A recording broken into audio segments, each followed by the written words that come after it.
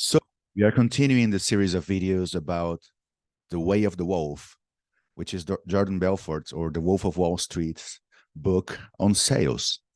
And this part about prospecting is very important, and it was very surprising to me because I had doubts if Jordan's an ethical guy.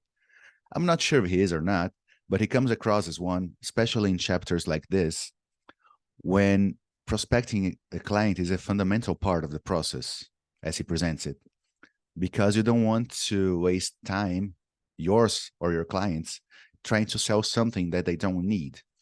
There's even a story that starts with the classic "sell me this pen" line. Jordan was with a new employee and he was trying to teach this new employee how to sell. And he told the employee, "Sell me this pen."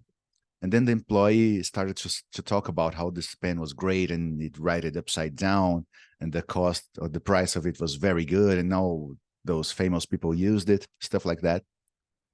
And then Danny, who was played in the movie by Jonah Hill, then the real life Danny comes into the office and interrupts. But Jordan says, "Danny, I'm actually glad you popped in. Show this guy how it's done. Sell me this pen." And he gives the pen to Danny. Then he looks at it, looks at Jordan and says, "So, Jordan, how long have you been in the market for a pen?" And Jordan says, "I'm not in the market for a pen." And then he just throws the pen back at Jordan and says, "Well, I don't sell stuff to people who don't need them. I leave that to novices like you." He told the novice guy, which is a bit harsh, but it illustrates the point.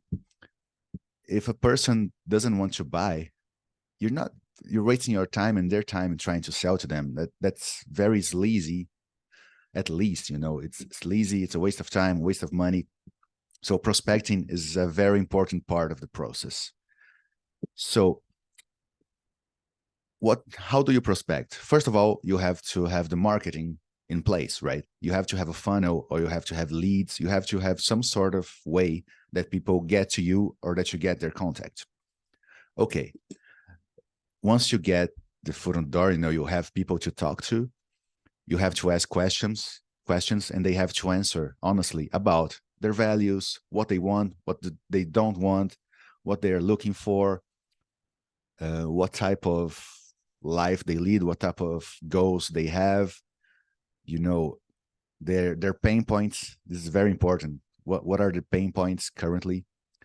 And the only way your prospects are going to answer honestly is if you made a very good first impression, which is what I talked about before. Jordan talks about it all the time.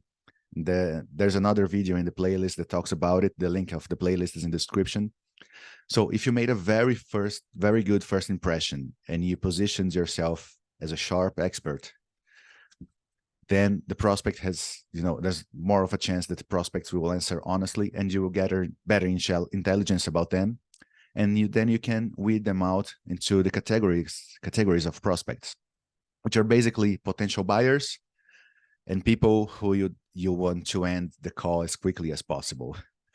And if they are buyers, okay, then you just move them straight down the straight line, which are the themes of the next chapters and the next videos.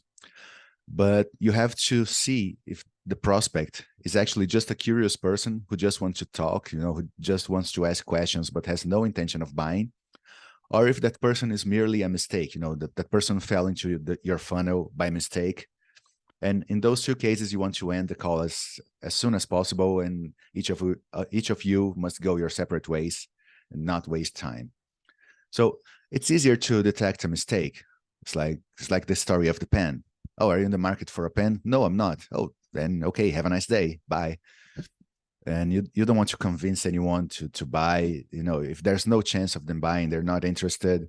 It's just going to be a uphill battle with very slim chances of victory. Even if you do the sale, it is possible that the person will want their money back later. So just end the call or the presentation or whatever the medium is.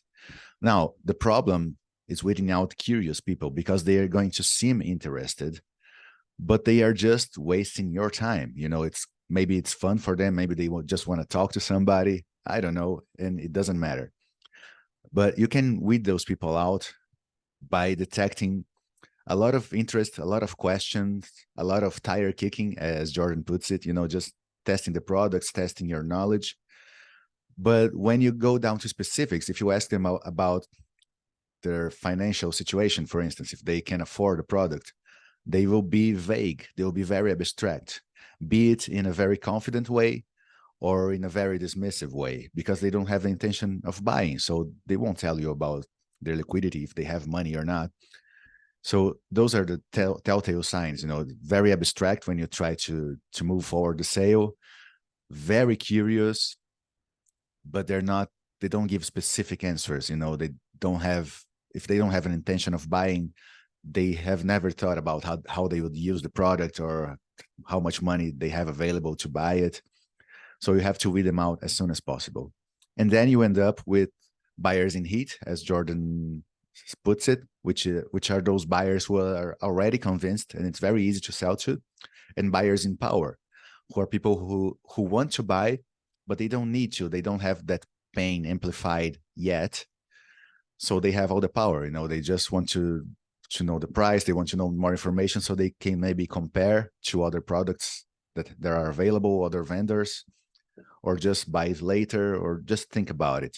So your mission is to transform buyers in power in buyers in heat by moving them along the straight line. And that's what the next chapter are about. And it's a theme for the next video. If you want to check it out, please subscribe, leave your comments, and tell me if you're liking this summary of the Way of the Wolf. See you next time.